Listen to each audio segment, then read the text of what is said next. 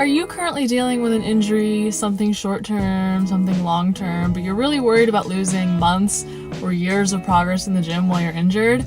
Then fear not, you've come to the right place. In this video, I will talk about how not only to train with a short-term injury, but also with a long-term injury to both preserve your muscle mass and the progress that you've made, and also to heal this injury as quickly and efficiently as possible. Because remember, you can overcome any obstacle and reach any fitness goal. I've done it, and I'm here to show you why you can do it too.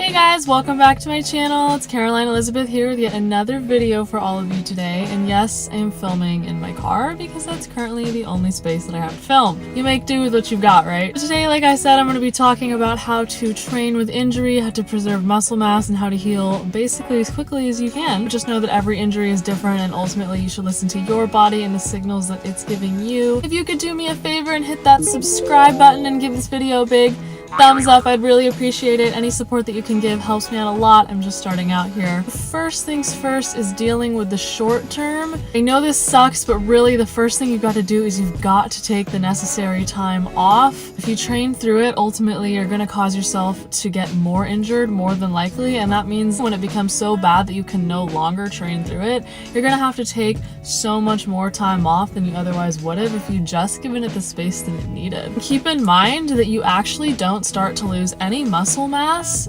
for at least 2 to 3 weeks. For beginners, that does fluctuate a little. Some studies suggest it's even as long as 3 to 6 weeks, but the general consensus is that it is 3 weeks for beginners and 2 to 3 weeks for trained athletes. Now, your muscles may start to look smaller when you look at yourself in the mirror. That's just because you're not working your muscles, and so the water and the glycogen stores are going to go down. This will bounce right back as soon as you start training, so it's not actual size that's being lost. And you're not losing any strength either. So just know, if this is a short-term injury, I'm sure 2 to 3 weeks is probably long enough for that injury to heal itself if you really give it the space that it needs. So don't obsess with trying to work around the injury or train through the injury. Just give it that time and give it that space. Now, if the injury is persisting for long enough, everyone defines long enough differently. For me, that's a couple months. And in my mind, that's still more of a short-term injury. So this is something that's been going on for a month and a half, and you've really noticed no progress, then I would go see somebody. And, you know, my mindset and how I was raised was you don't go to the doctor unless you really absolutely need it. So I'm very much inclined to give myself the space and the time and see if something heals on its own. I have an injury, a knee injury. I made a whole video on it that I'll put up here. I waited a year before I went and saw someone, which was ridiculous because the pain was debilitating and it wasn't getting better, but yet I waited a year. So don't do that. If this is something that's really bothering you and it's not getting better, go and see someone that's really trained and specialized in this area, because odds are they're gonna start putting you on a physical therapy regimen. Whether or not they find what's wrong, because that's a likely next step. And physical therapy is going to begin that rehabilitation process, and it's going to minimize the muscle loss that is incurred. So if this is something that's gone on beyond 3 weeks, you will start to lose amounts of muscle. It's not going to be overnight or drastic or anything of that nature. But when you get on a PT regimen, you're starting to build this back. So you're actually minimizing the losses that you've made, and you're making your way to recovery a little bit quicker. So seeing someone when the time is appropriate and not any longer after that is a very important thing to do. Now, that being said, you may see someone who gives you a diagnosis that you don't agree with, that doesn't make sense. Don't stop there. Go see someone that really gives you advice that you trust, that is sound, that makes sense to you. If the diagnosis that you were given initially ends up not working, go see someone else a third or a fourth time, as many times as you need to do. Go and see the same person, and even go and see different people, because other opinions are always useful as well. Now, again, to minimize changes to your body composition, you really want to keep your diet on track. So while you're injured, you're probably not training as hard to give this injury the space that it needs, or hopefully that's what you're doing. If that's the case, the one thing that you can manage to keep your body composition on track is your diet. So make sure that you're eating clean, whole foods. You're really prioritizing protein. That's another huge thing to both minimize damage and loss to your muscle, and to minimize fat gain as well. So you have a little bit more flexibility when you're being super active, but when you're relatively sedentary, you do have to be even more careful. Now, dealing with something in the long term, so something that spans more than a couple of months, is a whole different ball game.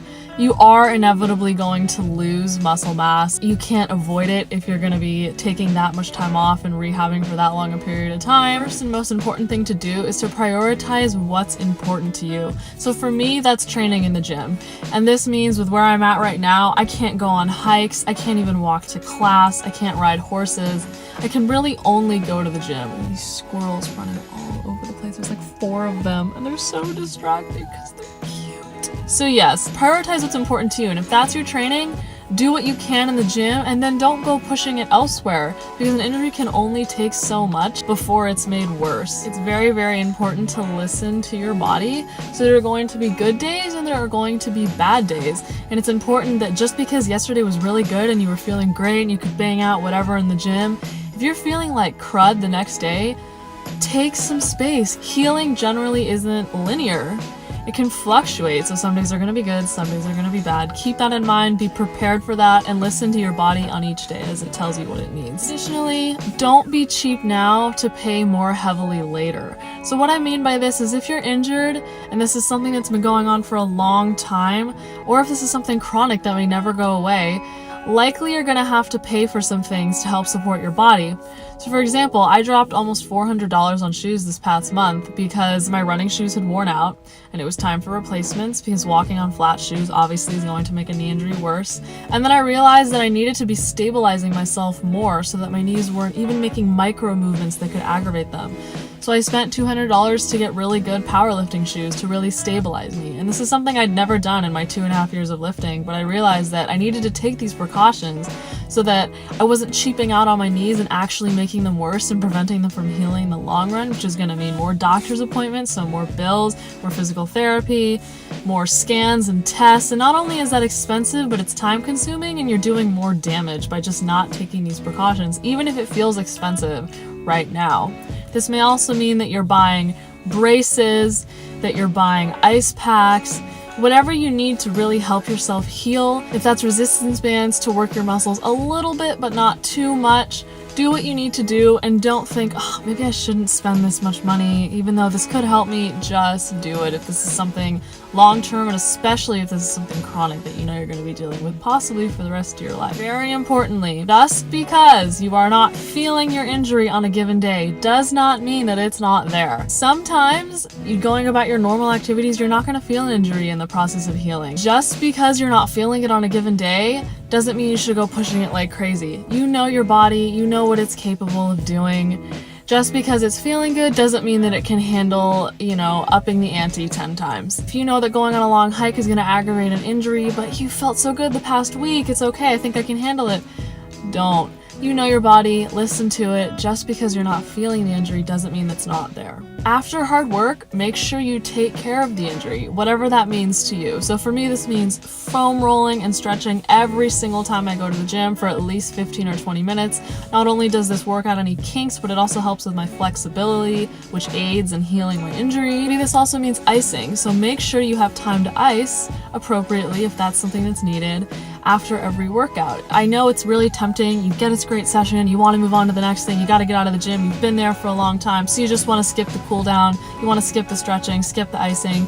Do not do that. If this is an injury, it really needs to be treated and babied, and that means cooling down, stretching out, and possibly icing if that's something that's appropriate. So if you've worked it hard, if you've done PT, make sure to take care of the injury after as well. And lastly, something that's very important is have patience and be willing to say no. So if you're injured and someone wants you to do something like go on a hike with them or go swimming with them, and you know this is going to aggravate your injury, don't do it. I get that that sucks and that's really, really hard, especially if this is something you're dealing with for a long time. But the fact of the matter is, you want to be able to live your best life every day, and you want to be able to prioritize what's really, really important to you. And if that's what's really important to you, then absolutely go for it. But if you know that saying yes to that activity and doing that thing that's very well going to upset your injury means that you won't be able to train for the next day or two, and you know that training is more important to you, then just make sure you're able to say no when it's appropriate. Or if you know this is something that in the long run is really not good for that injury, just be able to say no. You have your whole life to live ahead of you. Things are going to look up, I promise. But just give your body the space that it needs, have the patience, and dedication and commitment to rehabbing your body that it deserves, and say no to things when it's appropriate. So that's all from me. I've been dealing with an injury for 1.5 years now. It's turned my life upside down again. I'll put the video up here one more time if I can. Go check out that video if you're curious to know more about my story and why I'm sitting here talking about it. Just remember that you can overcome any obstacle and you can reach any fitness goal. I've done it, and I'm here to show you why you can do it too. Thank you so much, and I'd really appreciate if you could hit the subscribe button and give this video a big thumbs up. I'm just starting out here. I'm trying to build a community, and any support that you can give if you enjoyed what you saw really means a lot. So thank you, and I will see you next time.